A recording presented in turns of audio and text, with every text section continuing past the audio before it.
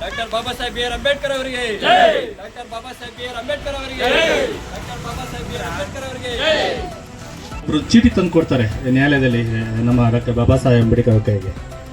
ಅದಾದಮೇಲೆ ಎಲ್ಲ ನ್ಯಾಯ ಎಲ್ಲ ಮುಗಿಯುತ್ತೆ, ವಾದ ಅವೆಲ್ಲ ಮುಗಿದ ಮೇಲೆ ಆ ಒಂದು ಬ್ರಿಟಿಷ್ ಜಡ್ಜ್ ಕೇಳ್ತಾರೆ, ಏನೋ ಚೀಟಿ ಕೊಟ್ಟಲ್ಲ ಏನೋದು ಅಂತ ಕೇಳಿದಾಗ ಅವರು ಒಂದು ಮಾತು ಹೇಳ್ತಾರೆ, ನನ್ನ ಹೆಂಡತಿ ತೀರ್ಕೊಂಡಿದ್ದಾರೆ, ಆ ಒಂದು ಮೆಸೇಜ್ ಇರುವಂಥ ಒಂದು ಚೀಟಿಯನ್ನು ನನ್ನ ಕೈಗೆ ನೀಡಿದರು ಅಂದ್ಬಿಟ್ಟು ಹೇಳಿದಾಗ ಆ ಒಂದು ಜಡ್ಜ್ ಕೂಡ ತುಂಬ ಶಾಕ್ ಆಗ್ತಾರೆ.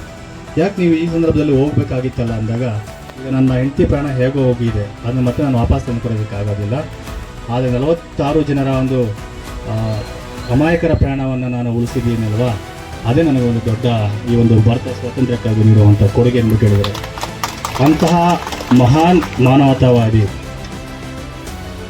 ಏನು ಇಂದು ನಮ್ಮ ಕಾದಲವಣೆ ಗ್ರಾಮದಲ್ಲಿ doctor Baba Saheb B R Ambedkar ಅವರ 135ನೇ ಜನ್ಮದಿನವನ್ನು ನಮ್ಮ ಕಾದಲವಣೆ ಗ್ರಾಮ ಪಂಚಾಯತಿ ವತಿಯಿಂದ ಹಾಗೂ ನಮ್ಮ ಜೇನುಗೂಡು ಗೆಳೆಯರ ಬಳಗದ ವತಿಯಿಂದ ಒಂದು ಉತ್ತಮವಾದ ಹುಟ್ಟುಹಬ್ಬವನ್ನು ಆಚರಣೆ ಮಾಡ್ತಾ ಇದ್ದೀವಿ.